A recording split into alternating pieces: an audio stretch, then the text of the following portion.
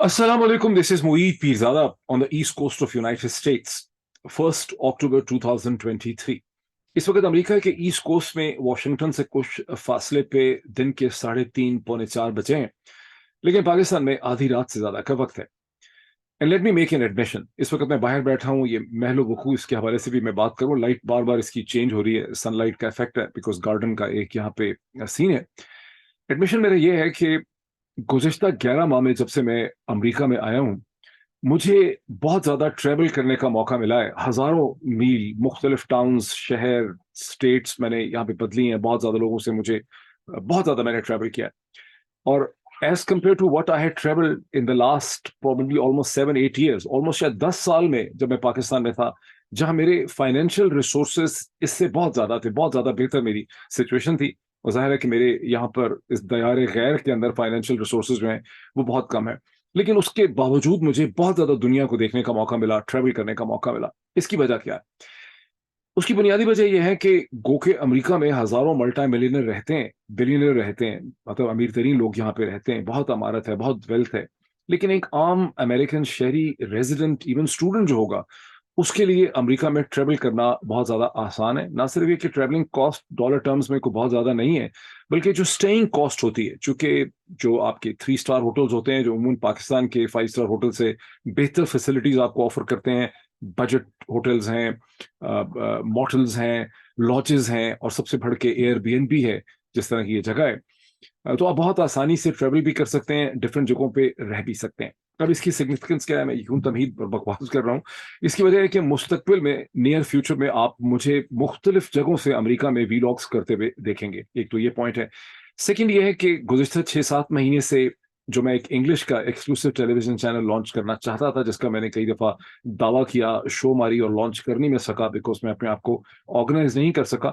वो ऑलमोस्ट इस हफ्ते मैं लॉन्च कर दूंगा। मैं बड़े दिनों से उसके ऊपर काम कर रहा था, यही वजह है कि मैंने गुज़िश्ता 3-4-5 दिनों में कम वीलॉग्स किए हैं। मैं अभी स्क्रीन शेयर करके आपको उसका एक इमेज दिखाता हूँ। ये अंडर कंस्ट्रक्शन है, इसके ऊपर एक टेस्ट किस्म की वीडियो भी डाली है, लेकिन अगले 24 घंटों में मैं इसे मजीद एक्सपैंड करूंगा। Let me share the screen and show that to you. और अच्छा, अब इसका नाम बड़ा मुश्किल किस्म का मैंने रख दिया है। इस नाम की एक सिग्निफिकेंस है, आइकॉनोक्लास्ट विद मोईद पीरज़ादा, और इसका एड्रेस जो है, यूआरएल, वो आप यहाँ पे देख सकते हैं। और मेरी आप सबसे रिक्वेस्ट होगी, जब इसको, बल्कि मेरी रिक्वेस्ट है कि अभी से आप इसको ज्वाइन करें। मैं इसका एक लिंक जो है अपनी डिस्क्रिप्शन के अंदर शेयर कर दूंगा, आप इसको ज्वाइन कर सकते हैं। मैं अगले 24 घंटों में पहली वीडियो यहाँ पे डालूंगा। मैं एक्सप्लेन करूंगा कि इस सेपरेट इंग्लिश टेलीविजन चैनल की, इंग्लिश यूट्यूब चैनल की सिग्निफिकेंस क्या है, और क्यों, और मैं इसमें क्या करूंगा, मैं किस किस्म के लोगों को यहाँ पे एंगेज करूंगा, क्योंकि इसमें बहुत हद तक इसमें इंटरव्यूज होंगे एक्सपर्ट्स के साथ, एकेडमिक्स के साथ, पॉलिसी मेकर्स के साथ। तो इसको आप ज्वाइन करें, और मेरी कोशिश ये होगी, मेरा ये बड़ा एक, I don't know whether I will succeed it और नॉट, लेकिन मेरी आप सबसे रिक्वेस्ट होगी, जीबीएस न्यूज के ऊपर भी, मोहित पीरज़ादा ऑफिशियल चैनल के ऊपर भी, कि आप आइकॉनोक्लास्ट विद मोहित पीरज़ादा को ज्वाइन करें। लेकिन ज्वाइन करते हुए बहुत जरूरी है कि वही लोग ज्वाइन करें जो इंग्लिश के कंटेंट से बहुत ज्यादा खार नहीं खाते, या अंग्रेजी के साथ कंफर्टेबल हैं। बहुत ज्यादा तादाद में लोग कंफर्टेबल हैं। और क्योंकि अगर आप ज़ाहिर है अंग्रेजी के कंटेंट को बिल्कुल भी सुनना ही नहीं चाहते, तो फिर ज़ाहिर है कि आप बोर हो जाएंगे, इससे रिलेट नहीं कर सकेंगे। लेकिन मैं इसको इसी हफ्ते, मेरी कोशिश है कि मैं इसको लॉन्च कर दूं, और मेरी ख्वाहिश होगी, मेरी रिक्वेस्ट होगी कि आप इसको ज्वाइन करें। अभी तो कोई भी लोग इसके ऊपर नहीं है, ये मैं ही हूँ जिसने 42 टाइम्स इसको देखा हुआ, मैं ही अकेला इसको बना रहा हूँ। So let me stop sharing the screen. अब आते हैं हम पाकिस्तान की पॉलिटिक्स की तरफ, जहां हिजान अंगेज पॉलिटिक्स, इंटरेस्टिंग कोशिश की जा रही है एक नया सिस्टम मैन्युफैक्चर करने के लिए। उसमें कामयाबी हो पाएगी कि नहीं होगी, अगर हुई भी तो बड़ी वक्ती किस्म की होगी। इसमें बहुत सी डेवलपमेंट्स हैं। पहली तो डेवलपमेंट यह है, जिससे आप सब लोग वाकिफ होंगे, कि गुज़िश्ता 24 घंटे में establishment control federal investigation agency FIA ने बिल आखिर इमरान खान साहब और शाह महमूद कुरैशी के खिलाफ वो चालान साइफर केस में फाइल स्पेशल कोर्ट के सामने दायर कर दिया, जिसका गुज़िश्ता कई हफ्तों से इंतजार था। सो ये कोई बहुत अनएक्सपेक्टेड डेवलपमेंट नहीं है, ये डेवलपमेंट बड़ी मुतवक्को थी। इनफैक्ट जो पिछली हियरिंग हुई थी स्पेशल कोर्ट के सामने, जिसमें बाकी वकला के अलावा पाकिस्तान के प्रोमिनेंट फोरमोस्ट कॉन्स्टिट्यूशनल एक्सपर्ट जनाब लतीफ़ खोसा साहब भी थे, फिर अटक जेल के बाहर खड़े होके, क्योंकि अटक जेल के अंदर ये हुआ था, ये प्रोसीडिंग हुई थी अदालत की, स्पेशल कोर्ट की। तो लतीफ़ खोसा साहब ने वहां पे बाहर निकल के 14 मिनट की एक प्रेस टॉक भी की थी। اور باقی वकला ने भी बात की थी। उस वक्त पीटीआई के वकला की एक डिमांड ये थी कि भाई आप हमें जमानत दे दें अगर आपसे चालान फाइल नहीं हो रहा, बिकॉज केस तो आपको पता है बहुत देर से, अगस्त के आखिर से इमरान खान साहब को जुडिशियल कस्टडी में ले लिया गया, लेकिन एफआईए जो है वो चालान फाइल नहीं कर पा रही थी।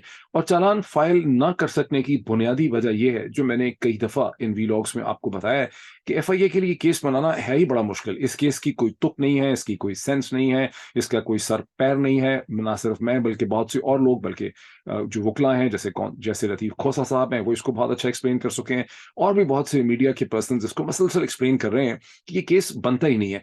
ये केस इसलिए नहीं बनता कि as prime minister of Pakistan Imran Khan के पास ये पावर थी, इमरान खान की ये लीगल कैपेसिटी थी कि वो किसी भी चीज को in the national interest D classify कर सकते हैं। और जो प्राइम मिनिस्टर की रिस्पॉन्सिबिलिटीज भी लिखी हुई हैं कॉन्स्टिट्यूशन के अंदर, और प्राइम मिनिस्टर की जो एक बेसिक सेंस है उसमें यह है कि प्राइम मिनिस्टर कि जिस चीज को समझेगा इन द नेशनल इंटरेस्ट वो उसको डिक्लासिफाई कर सकता है। इन जनरली उसके सामने जो सीक्रेट्स होंगे वो किसी के सामने शेयर नहीं करेगा। यहाँ कोई सीक्रेट ऐसा है ही नहीं है जिसके ऊपर केस बनाया जा रहा है कि अमेरिका के एक अफसर ने पाकिस्तान के उस वक्त के एम्बेसडर को धमकी लगाई कि इमरान खान की हुकूमत को खत्म कर दिया जाए। ये चीज डन टू डेथ हो चुकी है। मेरा ख्याल है कि मां सवाए वो लोग जो मेंटल हॉस्पिटल के अंदर पड़े, शायद उनको भी पता हो इस चीज का, कि स्कूल के वो छोटे बच्चे जिनकी उम्र अभी शायद 5-6 बरस से कम होगी, उनको नहीं पता होगा। वरना कौन ऐसा है जिसको ये राज, जिसका कि यहाँ ट्रायल करने की कोशिश की जा रही है साइफर में, वो मालूम नहीं है। जब 2 दफा national security council stroke committee की पाकिस्तान में मीटिंग होती है, उसके बाद अमेरिकन एम्बेसडर को डिमार्शे इशू किया जाता है। पाकिस्तान के 6-7 बड़े अंग्रेजी के अखबार और 100 किस्म की अंग्रेजी की वेबसाइट्स, उर्दू के अखबार सबको मिलाएं, तमाम टेलीविजन चैनल्स इसको डन टू डेथ कर चुके हैं। इस पे सैकड़ों हजारों दफा इसकी रिपोर्टिंग हो चुकी है, और जो इंटरसेप्ट के अंदर स्टोरी छपी उसने भी 10-15-20% ही तमाम फैक्ट्स में इजाफा किया, वरना तमाम फैक्ट्स तो पहले से नोन ही थे। एक ऐसी चीज जिसके कागज, जिसकी copies chairman senate, president of Pakistan, chief justice of Pakistan और पता नहीं किस किस को भेजी गई, और उसके तमाम मंदरजात पूरी दुनिया को पता थे, उस पर भला केस क्या बनता है। लेकिन बावजूद इसके कि एफआईए ने, जाहिर है हुक्म था, हुक्म कहीं से आ रहा है, एफआईए की क्या मिजाल है कि चालान पेश ना करते, तो एफआईए ने तगोदो करके एक चालान पेश कर दिया। इस चालान के जो कॉलम 2 हैं और कॉलम 3, ये सेकंड कॉलम और थर्ड कॉलम का फर्क बहुत इंटरेस्टिंग है। इसके सेकंड कॉलम के अंदर आजम खान साहब, जो farmer principal secretary to prime minister of Pakistan Imran Khan के थे, उनका नाम है, और असद उमर साहब का नाम है। यानी इन दोनों लोगों के ऊपर फर्द जुर्म आयद नहीं की जा रही। आजम खान साहब का तो हमें पता है कि आजम खान साहब जो हैं वो एक तरह के वादा माफ गवाह बन चुके हैं। वो अपना एक बयान हल्फी इमरान खान के खिलाफ क्रिटिकल किस्म का रिकॉर्ड करवा चुके हैं।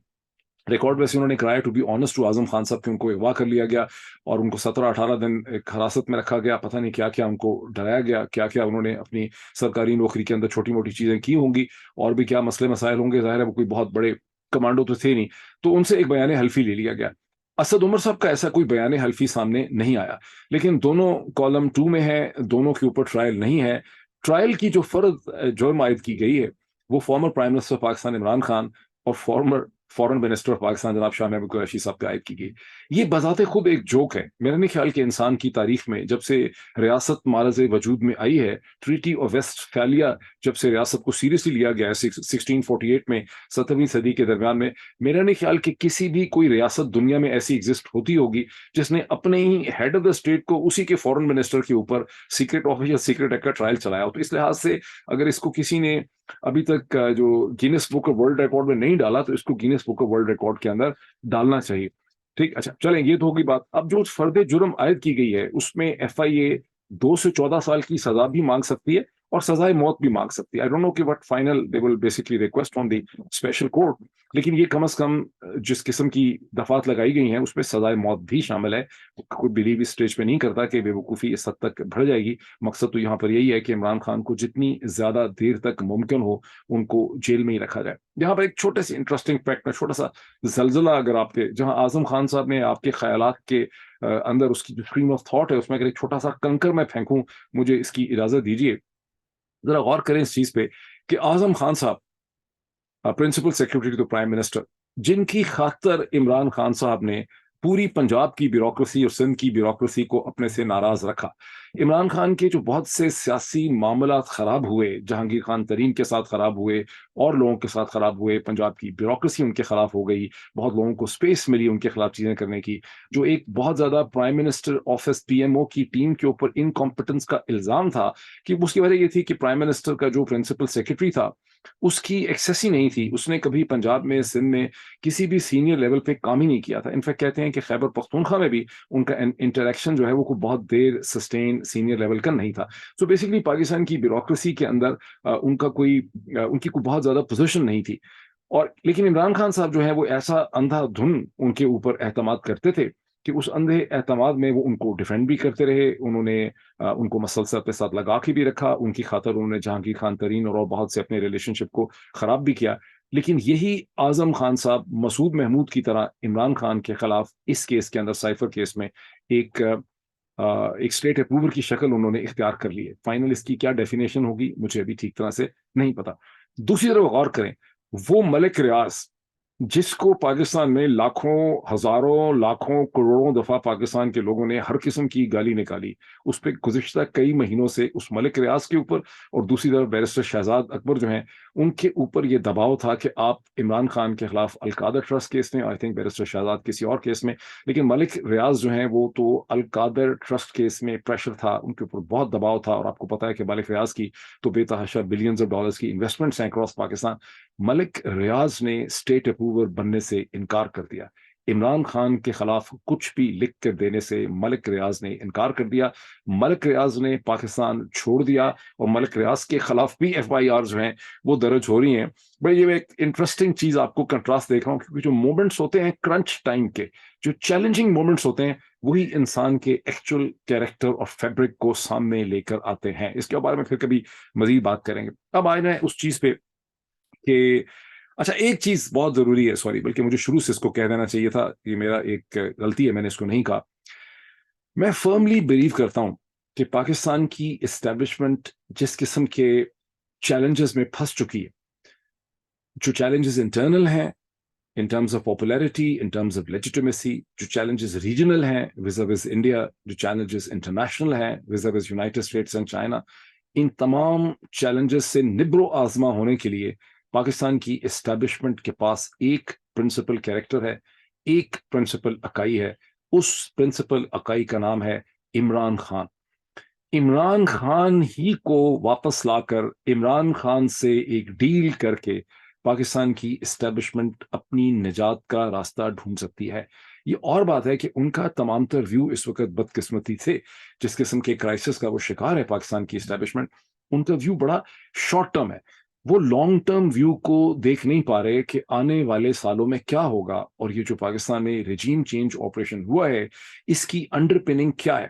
اس رجیم چینج آپریشن کے دو پرنسپل کیریکٹرز ہیں پاکستان کے اندر, ایک former army chief general Bajwa صاحب, اور دوسرے اس کے پرنسپل کیریکٹر ہیں نواز شریف صاحب, جن کا میں بھی تفصیل سے تھوڑا سا ذکر بھی کرنے والا ہوں. اس میں ٹھیک ہے مائنر کیریکٹرز بھی ہیں, مولانا فضل الرحمان کا بھی بڑا غصہ تھا, وہ بھی مائنر کیریکٹرز ہیں, وہ بھی پوری طرح سے استعمال ہوئے, اور اس میں آصف علی زرداری صاحب بھی استعمال ہوئے. لیکن آصف علی زرداری صاحب رجیم چینج آپریشن کا پرنسپل کیریکٹر نہیں ہے, بیکاز آصف علی زرداری صاحب نے نواز شریف اور مولانا کے ساتھ جو کولیبریٹ کیا, وہ ایک وینچر یا ایک پروجیکٹ کا وہ حصہ بنے, وہ تو اسی وقت بنے جب ان کو جنرل باجوہ کی اسٹیبلشمنٹ نے یہ اعتماد دلایا کہ ہم عمران خان کی حکومت کو ہٹانے میں بہت زیادہ سیریس ہیں. اگر آصف علی زرداری کو یہ ایشورنسز, یہ گارنٹیز اور یہ پلان نہ دیا گیا ہوتا تو آپ دیکھیں کہ انہوں نے اپنی سندھ کی حکومت ختم نہیں کی ہے, ان کی بہت سی ریزرویشن شروع سے آپ کے سامنے آتی رہی ہیں. سو آصف علی زرداری کو تو اس پلان میں اس لیے شامل ہونا پڑا کہ ان کو یہ ایشور کرا دیا گیا کہ یہ پلان اب چل رہا ہے, اس پلان پہ امپلیمنٹیشن ہوگی, ہم اس پلان سے پیچھے نہیں ہٹیں گے.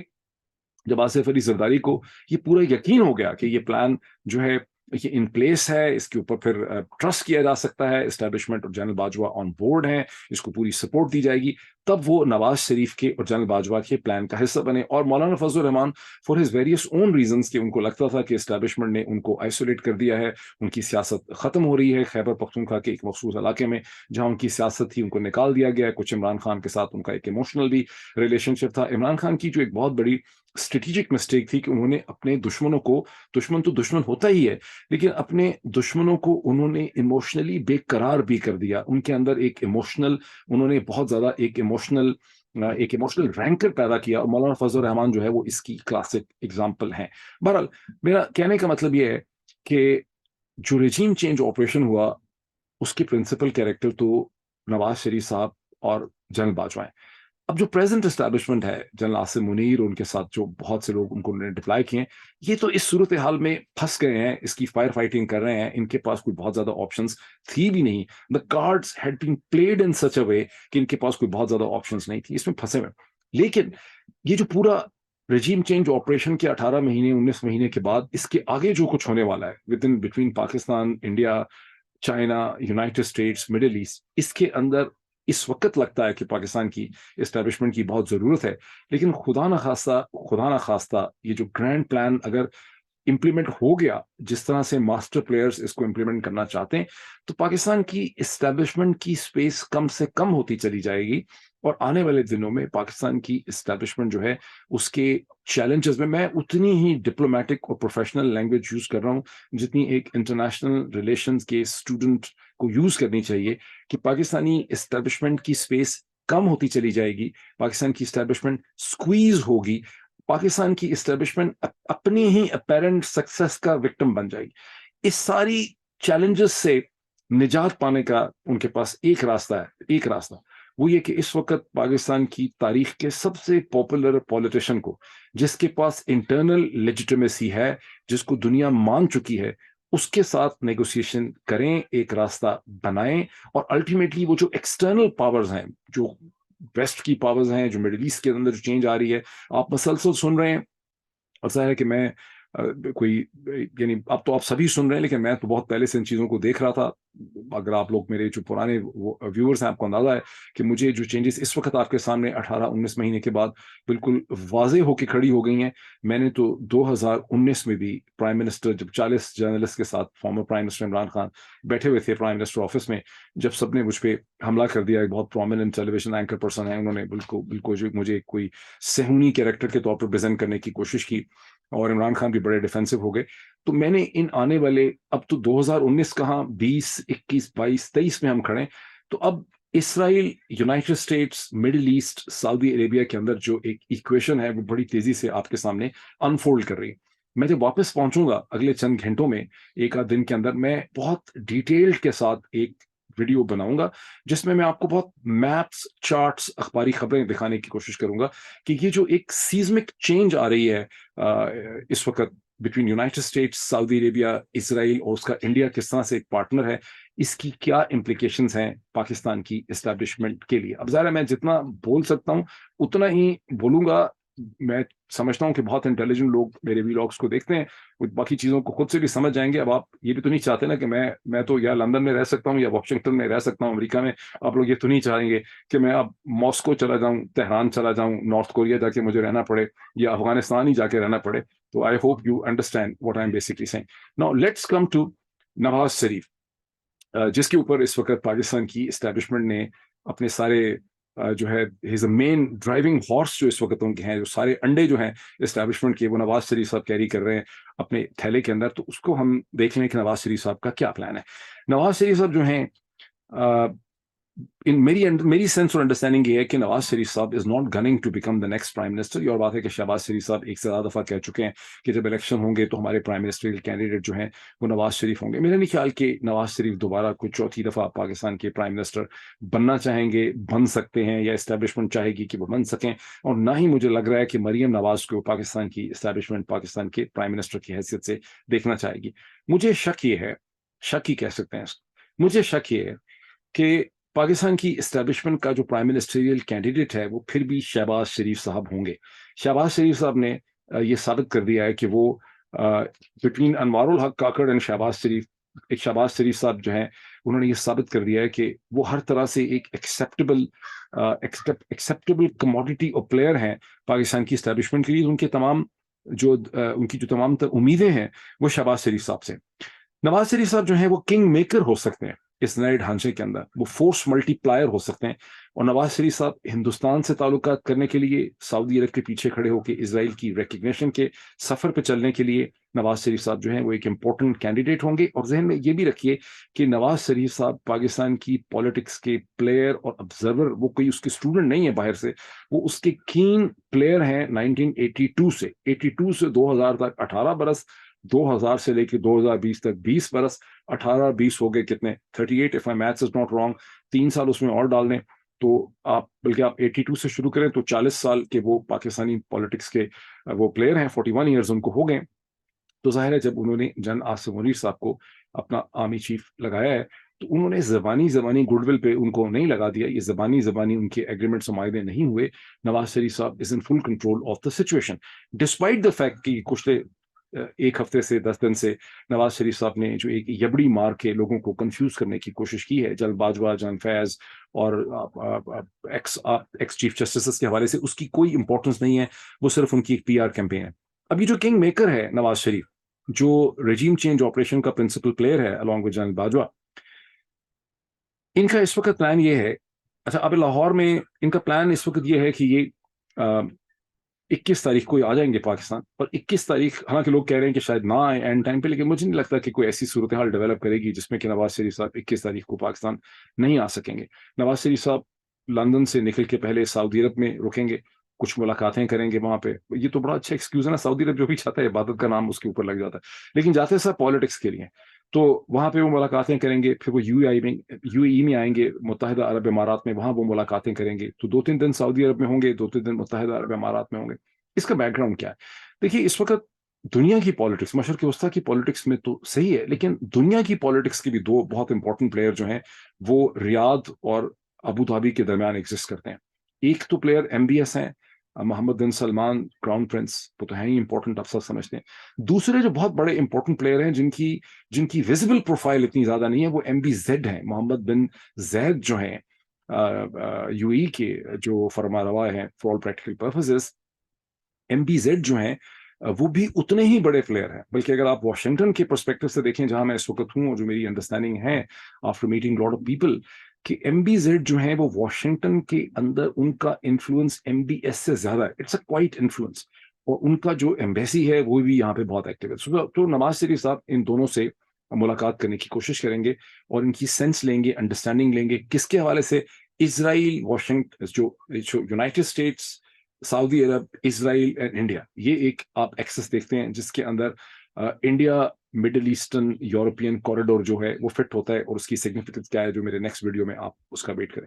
اور نواز شریف صاحب یہ ملاقاتیں کر کے جب پاکستان پہنچیں گے تو شہباز شریف صاحب نے پچھلے 24 گھنٹے میں ایک میٹنگ کی لاہور کے اندر، اپنے لاہور آفس میں. نواز شریف صاحب کا استقبال کیسے کرنا ہے، کون کرے گا، ایک کمیٹی بنا دی گئی ہے. اور وہاں پہ یہ چیز اب کلیئر ہے کہ نواز شریف صاحب کے PMLN کے وکلا جو ہیں وہ نواز شریف صاحب کے لیے ایک بیل بیفور اریسٹ قسم کی چیز بائی کرنے کی کوشش کریں گے ہائی کورٹس میں سے، جو انڈرسٹینڈیبل ہے. جیسا میں نے ایکسپلین کیا کہ نواز شریف صاحب کو فرم کنٹرول ہے سسٹم کے اوپر، وہ ان کو مل جائے گی.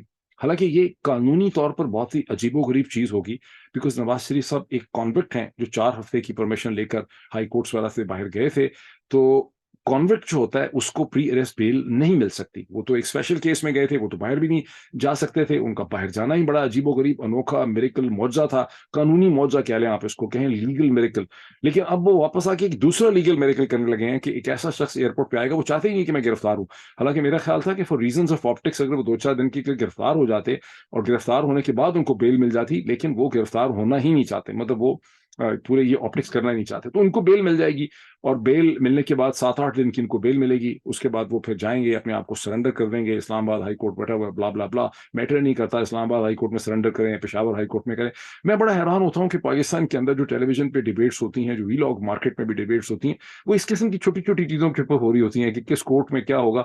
بھائی کدھر بھی کریں میٹر نہیں کرتا، پورا ملک ان کے کنٹرول میں.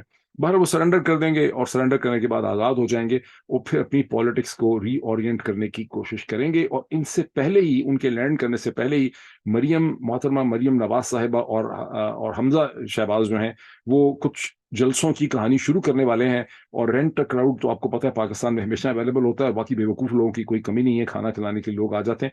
تو یہ معجزہ بھی ابھی شروع ہونے والا ہے. اب اس وقت انٹرسٹنگ چیز یہ ہے کہ پی ایم ایل این نے باقاعدہ ایک نیریٹو کمیٹی بنائی ہوئی ہے، یہ نام آپ نے پبلکلی دیکھا نہیں ہوگا، لیکن پی ایم ایل این کے لاہور میں اس وقت ایک کمیٹی ہے جس کا نام ہے نیریٹو کمیٹی. اور یہ نیریٹو کمیٹی اب یہ نیریٹو سیل کرنے کی کوشش کر رہی ہے کہ نواز شریف صاحب کو سمجھایا گیا ہے، نواز شریف صاحب کو بتایا ہے پارٹی نے کہ ہم چاہتے ہیں کہ اسٹیبلشمنٹ کے ساتھ ہمارے تعلقات جو ہیں وہ اچھے رہیں، اسٹیبلشمنٹ از ود اس، ہم کوئی غلطی نہیں کرنا چاہتے. اور اس لیے اب نواز شریف صاحب اکاؤنٹیبلٹی کی بات ہو سکتا ہے کبھی کبھی کر دیا کرے لوگوں کو بیوقوف بنانے کے لیے، لیکن نواز شریف صاحب اپنی خداداد صلاحیتیں وہ کون سی ہیں کوئی نہیں جانتا، لیکن وہ اپنی خداداد صلاحیتیں استعمال کر کے پاکستان کی معیشت اور اکانومی جو بہت بری صورتحال میں ہے اس کو وہ ٹھیک کرنے کے لیے کریں گے، اور ٹھیک کر دیں گے. آف کورس پاکستان میں ہر چیز ٹھیک ہو جاتی ہے، تو پاکستان میں اکانومی کو ٹھیک کرنے کے لیے نواز شریف صاحب اپنی خداداد صلاحیتوں کو بروئے کار میں لائیں گے اور اکاؤنٹیبلٹی کی بات نہیں کریں گے. اور جو کچھ انہوں نے کہا تھا وہ ان کے دلی جذبات تھے، وہ چاہتے تھے کہ جنرل باجوہ، جنرل فیض اور ثاقب نثار صاحب اور آصف سعید کھوسہ صاحب کا احتساب ہونا چاہیے، اس لیے نہیں کہ انہوں نے نواز شریف صاحب کو نقصان پہنچایا، بلکہ اس لیے کہ انہوں نے پاکستان کے لوگوں کو غریب کر دیا، معیشت کو تباہ کر دیا. لیکن اب ان دا لارجر انٹرسٹ قوم کے وسیع تر مفاد میں نواز شریف صاحب اس سے پیچھے ہٹ گئے ہیں، اور نواز شریف صاحب صرف اکانومی کے اوپر فوکس کریں گے. یہ نیریٹو کمیٹی جو ہے اس کے اوپر کام کر رہی. لیکن اصل میں جیسے کہ میں نے پچھلے ویلاگس میں کہا تھا، میرا استدلال یہ ہے کہ نواز شریف صاحب کی وہ جو ساری اسٹیٹمنٹ جو اوور پلے ہو گئی، اور میں بھی شاید جنرل باجوہ نے اس پہ بہت زیادہ ریئیکٹ کر دیا ہوگا، اور اس وقت بھی سسٹم میں جنرل باجوہ اتنے ہی تقریباً انفلوئنشل ہیں جتنے جنرل عاصم منیر ہیں، بیکاز وہ تمام کی آفیشلز جنہیں جنرل باجوہ نے پوزیشنز پہ لگایا تھا وہ سب اپنی جگہوں کے اوپر بیٹھے ہیں، تو جنرل باجوہ کا سسٹم کے اوپر بہت زیادہ انفلوئنس. اور جب آپ کو یاد ہے کہ جب حامد میر صاحب نے اور نسیم زہرا صاحبہ نے چند مہینے پہلے محسن نقوی صاحب کے چینل کے اوپر ایک اٹیک سا لانچ کیا تھا، ایک انہوں نے کریٹیکل قسم کے کامنٹس کیے تھے حامد میر صاحب نے جنرل باجوہ کے حوالے سے، تو جنرل باجوہ نے بہت اسٹرانگ اس میں ریئیکٹ کیا تھا. بعد میں چینل کو اور تمام جو میڈیا پرسنس تھے ان کو ریٹریٹ کرنا پڑا تھا، انہوں نے اس پوائنٹ آف ویو سے پیچھے ہٹ گئے تھے. آپ کو یاد ہوگا وہ سارا واقعہ. تو اب نواز شریف صاحب جو ہیں، ابھی this actually brings us to the other important question. وہ امپورٹنٹ کوسچن یہ کہ پھر وہ نیریٹو کیا تھا جس میں نواز شریف صاحب بڑی اکاؤنٹیبلٹی کی بات کر رہے تھے. جیسے کہ میں نے پچھلے ویلاگس میں کہا، وہ ایک مصنوعی جعلی پی آر ایکسرسائز تھی. لیکن کیوں تھی؟ اس کی وجہ یہ ہے کہ نواز شریف صاحب کے اندر ایک بہت سخت احساس جرم اور گلٹ پایا جاتا ہے. باقی کسی کو یاد ہو نہ ہو، نواز شریف صاحب تو یہ اچھی طرح سے جانتے ہیں کہ ان کی تو تمام تر دوستی، یارانہ اور relationship former army chief general Bajwa کے ساتھ تھا. جنرل باجوہ نے نواز شریف کے اوپر اتنے احسانات کیے ہیں. جنرل نواز شریف نے تو ایک ہی احسان کیا نا کہ جنرل باجوہ کو آرمی چیف بنا دیا تھا. اس کے بعد جنرل باجوہ نے، یا پھر ان کی سیکنڈ رینیول کے اندر بھی انہوں نے سپورٹ کی تھی جب کانسٹیٹیوشنل امینڈمنٹ ہوئی تھی. لیکن جنرل باجوہ نے نواز شریف صاحب کو جیل سے نکالا، پلیٹلیٹ کی تھیری کا ڈرامہ رچایا، میڈیکل سائنس کی ٹانگیں توڑی، ان کو وہاں سے برطانیہ پہنچایا. اس کے بعد ان کی ساری پالیٹکس کو ریسٹور کیا، عمران خان کی حکومت کو ختم کیا. اس کے بعد ایک ایسی interim care taker government create کروانے میں مدد کی جس کے نتیجے میں نواز شریف کے بھائی اور ان کی پارٹی نے 16 مہینے پاکستان پہ حکومت کی. اور اس وقت بھی جو یہ interim caretaker set up ہے، یہ بائیں اینڈ لارج 80-90% جو ہے یہ نواز شریف صاحب کے کنٹرول میں. اس میں ان کے کی لوگ، بہت انٹیلیجنٹ کی لوگ جو ہیں اس سسٹم کے اندر بیٹھے ہوئے. تو انڈر دی سرکمسٹانسز نواز شریف صاحب کا وہ جو سارا پی آر ایکسرسائز تھی جنرل باجوہ کے خلاف جو تھوڑی سی آؤٹ آف کنٹرول ہو گئی، اس کا مقصد یہ ہے کہ وہ آف کورس نواز شریف صاحب کو پتہ ہے اچھی طرح سے، میں ان سے ایگری کرتا ہوں کہ پاکستان کے لوگ، خاص کر کے پنجاب کے لوگ ہیں بیچارے جو دیہات کے آگے پیچھے جہاں نواز شریف صاحب کا اسٹرانگ ووٹ بیلٹ ہے، وہ نادان ہیں، بے وقوف ہیں، سادہ ہیں. نواز شریف صاحب کو پتہ ہے کہ ان کے ماتھے پہ لکھا ہوا ہے چغت ہے، تو ان کو چغت بنانے کے لیے، بیکاز نواز شریف صاحب کو لگتا ہے کہ ان کے ذہن میں ہے کہ میری جنرل باجوہ سے ڈیل ہے، تو جنرل باجوہ کے ساتھ جو اپنی ڈیل تھی ان کی، کہ ان کا ریلیشن شپ ہے، اسپیشل ریلیشن شپ، جس طرح کہتے ہیں نا برطانیہ امریکہ میں ایک اسپیشل ریلیشن شپ ہے، جنرل باجوہ میں اور نواز شریف صاحب میں جو اسپیشل ریلیشن شپ ہے اس کو چھپانے کے لیے اور اپنے آپ کو پاکستان کی اسٹیبلشمنٹ کا وکٹم ثابت کرنے کے لیے، جوڈیشری کا وکٹم ثابت کرنے کے لیے نواز شریف صاحب نے وہ نیریٹو شیپ کرنے کی کوشش کی تھی. لیکن وہ ریئیکشن تھوڑا زیادہ ہو گیا، اس لیے اس سے پیچھے ہٹ گئے. اب دو اور ڈیولپمنٹس ہیں اس وقت. اگر آپ پاکستان کے میڈیا میں دیکھیں، لوگوں سے پوچھیں کہ سب سے ہیٹڈ چیز کس کے اوپر ہو رہی ہے، تو 2-3 ایشوز ہیں جس پہ بڑی ہیٹڈ ڈیبیٹ ہو رہی ہے. ایک ہے کہ مستونگ میں جو اٹیک ہوا جس میں 60 کے قریب قیمتی جانیں جو ہیں ضائع ہوئیں. اس کے بعد میرے پرانے دوست جو ہیں، جو آج کل انفارمیشن منسٹر ہیں، مجھے پتا چلا ہے بلوچستان کے، جناب جان اچرزئی صاحب، بہت ہی ہمارے مینٹور، بہت دوستی رہی ہماری ان سے. انہوں نے فرمایا کہ وہ اب بلوچستان کی حکومت جو ہے، یہ پاکستان کی حکومت، دونوں مل کے جو دہشت گرد ہیں ان کے خلاف ایک آل آؤٹ وار، فل فلیج تھرڈ ورلڈ وار کا آغاز کرنے والے ہیں دہشت گردوں کے خلاف. जाना चकजई, गुड विल टू यू, तमाम अल्लाह आपको बहुत मुबारक करे आपके तमाम इकदामात को। लेकिन असल में टेररिज्म होती क्या है? टेररिज्म भी एक means of communication and messaging होती है। जब लोग कोई भी अनासर एलिमेंट अकाई दहशतगर्दी करती है तो वो एक कम्युनिकेट करती है, वो एक मैसेज देती है, वो अपनी एक डिमांड टेबल के ऊपर प्लेस करती है। यहाँ डिटरमिन तो करना यह है कि बलूचिस्तान के अंदर और इस वक्त केपी के अंदर जो दहशतगर्दी के मसलसल या के बाद दीगरे हमले हो रहे हैं, ये कौन सी ताकत कर रही है, वो क्या मैसेज देना चाह रही है? मैसेज यहाँ पे क्या है? मैसेज पाकिस्तान की इस्टेब्लिशमेंट को लोगों, और ये कौन है? ये कोई इंटरनल पावर है या कोई एक्सटर्नल पावर है? जब तक आप ये डिटरमिन नहीं करेंगे और उस पावर की डिमांड्स एक्सपेक्टेशंस क्या है, उतनी देर तक ये सारी की सारी डिबेट जो पाकिस्तान में दहशतगर्दी के हवाले से हो रही है, ये बेसूद है, मीनिंगलेस है, इसका कोई मतलब नहीं है, कोई उसके खिलाफ आपको कामयाबी हासिल नहीं हो सकती। अगर आपको दहशतगर्दी के इवेंट से बचना है तो कम से कम दो किस्म की चीजें आपको चाहिए। एक, आपके अंदर ये कैपेसिटी होनी चाहिए कि आप प्रिवेंट कर सकें। दूसरा ये है कि जो ऑफेंडिंग साइड है, जो हमले करती है, मास्टरमाइंड जो है, उसके साथ आप नेगोशिएट कर सकें। अब दोनों चीजें जो है हमारे सामने इस वक्त नहीं है, बिल्कुल ओपेसिटी है। अब आए इस चीज के ऊपर कि एक अफवाह बलोचिस्तान के अंदर कम से कम, बलूचिस्तान से बाहर इस्लामाबाद और बलूचिस्तान के दरमियान एक अफवाह गर्दिश कर रही है, मैं इसको अफवाह ही कहूंगा, इसको कोई तरीका नहीं है कंफर्म करने का, कि बलूचिस्तान के जो एयर बेसेस और एयरपोर्ट्स हैं वो अमेरिका के हवाले कर दिए गए हैं, पूरे कर दिए गए हैं। कुछ तो कह रहे हैं सारे दे दिए गए, या की कुछ ऐसे एयरपोर्ट्स हैं जिसमें अमेरिकन को एक्सेस दे दी गई। ये अफवाह गर्दिश कर रही है। अब जाहिर है कि हमें नहीं पता कि ये सही है, ये गलत है, लेकिन यह है कि अमेरिकन एम्बेसडर डोनाल्ड ब्लूम ने जब ट्रिप किया बलूचिस्तान का, गवादा का, उसके बाद ये डेवलपमेंट जो है हुई है। और चीन जो है इस हवाले से बहुत ही नाराज है, बहुत ही भरम है।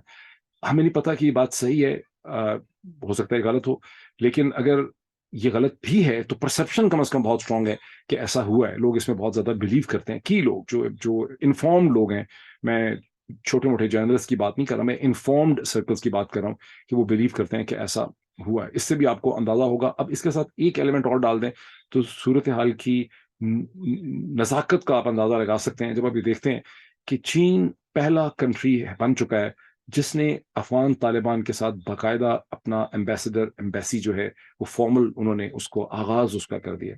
एक ऐसे वक्त में जब पाकिस्तान का सिस्टम ड्रिफ्ट कर रहा है towards the waste, away from China, China seriously engage हो रहा है अफगान तालिबान के साथ। इसकी क्या सिग्निफिकेंस है ये भी मैं अगले वीडियो के अंदर आपको क्लैरिफाई करूंगा।